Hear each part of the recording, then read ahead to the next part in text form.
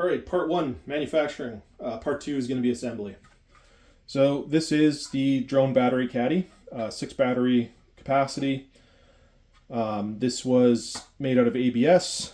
It was 1.1 kilograms, about 1,100 grams, and it was a 57-hour print. So it took 57 hours in a Q1 Pro, which is quite a long time. I had one failed print before this. It made it to about here. And the failure on it was actually bed warping. So the model itself stayed adhered to the build plate, but actually the stresses, all of those thermal stresses, when the bottom layers are cooling off and the top layers are still hot because they're being extruded by the nozzle, that stress pulls in on the middle and lifts up on the corners. So usually you would have the model itself kind of like lift up off the build plate and warp and curve up on those corners. This model was still adhered to the build plate. The build plate was 110 degrees Celsius, the chamber was 50 degrees Celsius, and the nozzle was 235 degrees Celsius. So I think that helped with adhesion, but it actually pulled up on the flexible build plate itself. So it actually pulled up off of the magnets. Now I know magnets tend to break down or they don't work as well when they get really hot. So that probably had something to do with it. But there's also just an incredible amount of stress on a model this big. Like, it's a lot of plastic. It's just a lot of thermal mass, and there's a lot of cooling and a lot of heating and just a lot of stress pulling up on that. So to be successful with this print, I dealt with that in two ways. So number one is I put in these slats, which just provide some ability for the model to flex a little bit. So it isn't just 100% contacted with the build plate. There's somewhere for that stress to go. Number two, I think more effectively, is I've made some build plate clamps. So these are also made out of ABS. It's actually the same type of ABS. And when the build plate gets to 110 degrees Celsius, the part of the clamp that's actually on the build plate, it will adhere to the build plate. So it'll be just as stuck as this model, right? Because it's also ABS. But then the part of the clamp that is away and around and under the build plate will stay solid because it's not contacting with that. It'll still get warm because it's in the chamber, but it's not going to be at that. It's not going to be at that glass transition temperature. So I think that worked pretty well for the bottom. So that presented us with a new challenge, which I think is a much more manageable challenge, which is bridging. So I've set the bridging to 45 degrees. I had to do that manually. The slicer, Orca slicer, did not automatically prevent the printer from trying to bridge these distances. It was actually wild. It tried to bridge that entire distance. And you're seeing on screen right now what that looks like.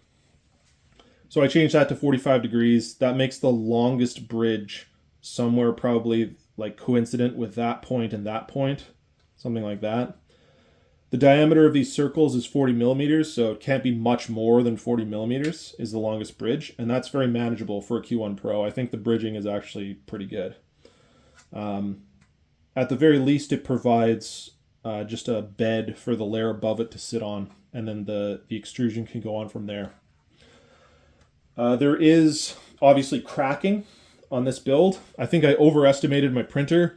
These are 26 degrees from origin. In the past, it's handled that quite well, but I think with the addition of all the pressures that we spoke about earlier, I think it just, like, there was some misalignment in the layers, and it had a little bit of trouble with these 26 degree slopes. Usually it doesn't with 26 degrees. Usually it can handle that, but yeah, that was a little much for it. This cracking is right along the layer line that has the greatest difference in layer time. So if you take this model and you slice it and you go to your slicer, it will usually default to showing you the line type. So you'll see this model and it'll be like red and yellow and blue, and those will be all your different types of lines, like bridging, infill, all those different things, walls, seams.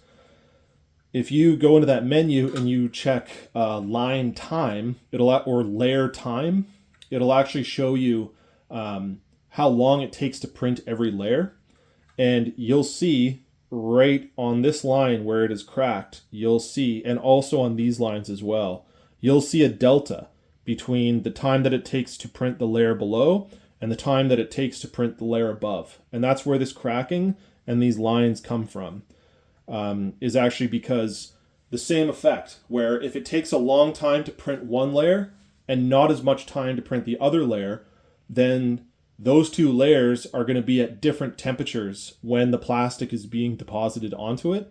And that's going to cause these differences. It's basically going to cause the plastic to shift, and you're going to get these deformations. And as extreme as this cracking right here, which I might repair with some ABS slurry, some acetone and ABS. But that's why. I think it's good enough to use, but definitely if I was going to print it again, I would either do something in the model here, or there is things you can do in your slicer. You can kind of equalize the layer time artificially to prevent stuff like that. So there is some massaging you can do and tuning to get a higher quality print. This model takes over 1 kilogram of filament. This was 1,100 grams, actually a little over 1,100 grams. So if you're like me and you buy 1 kilogram spools, that means that you're going to have to change your spool. If you have a 5 kilogram spool, that obviously isn't going to affect you. But most people buy 1 kilogram spools of ABS, PLA, everything that you're going to buy. So what I would suggest is strategically changing your filament. So finding a good time to change it, because I found over the course of 2 days and 7 hours, or 57 hours, however much it was more than 2 days. Like the printer was running for more than 2 days.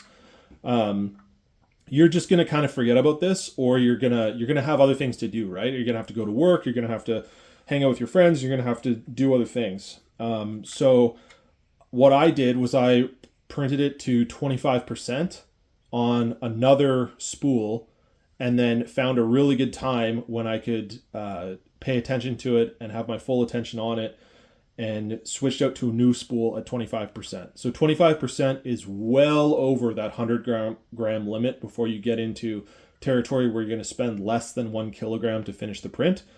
So that's what I would suggest, is front loading your filament change so that you're not waiting 2 days and then at some random time it's going to run out of filament out of the fresh 1 kilogram spool you just put in. Usually while you're sleeping. It's going to happen while you're sleeping probably, because it's going to be a non-multiple. It's going to be 8 hours after you started it. So 8 hours after you're awake, you're likely going to be asleep. And then what's going to happen is these problems are going to be even more exacerbated, because the longer you leave that model sit without more filament coming onto it, the colder it's going to get, the more it's going to cool down, until ultimately it's going to reach the bed and chamber temperature, some equilibrium between them. And then when you start printing again, these temperature deltas are going to be way, way exacerbated, to the point where if you wait a long time to change your filament, you might even just fail the print. Because this was done pretty strategically and it still had all of these issues. So be strategic about how you change your filament. The last part with manufacturing is going to be the part orientation. So obviously this was oriented bottom up, because you can't really orient it any other way. I guess you could maybe orient it like this, but that's going to result in some supports that are really, really gnarly. This whole thing was designed to not have supports, so that's why it rests like that. Now, these handle struts, these might be the most important that you print correctly. The original design for this model had this as all one printable object. So this will fit within the Q1 Pro build volume. But as you probably guessed, if your handle struts are printed with your layer lines going like this, as soon as you pull up on that handle, all of the stress between your hand and all of those batteries is going to be placed on the layer adhesion of one layer. Or maybe several layers, but a small number of layer adhesions in this 55 millimeter section is going to be carrying all that stress. And so what's likely going to happen is this would snap in half.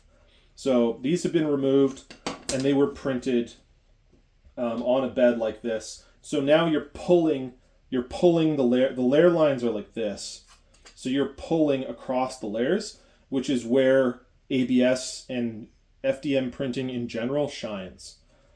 So pulling across those layers is where it's incredibly strong. So it's critical that you print these handle struts laying down. Less critical is printing the handle laying down. So the layer lines, well, they're like this actually.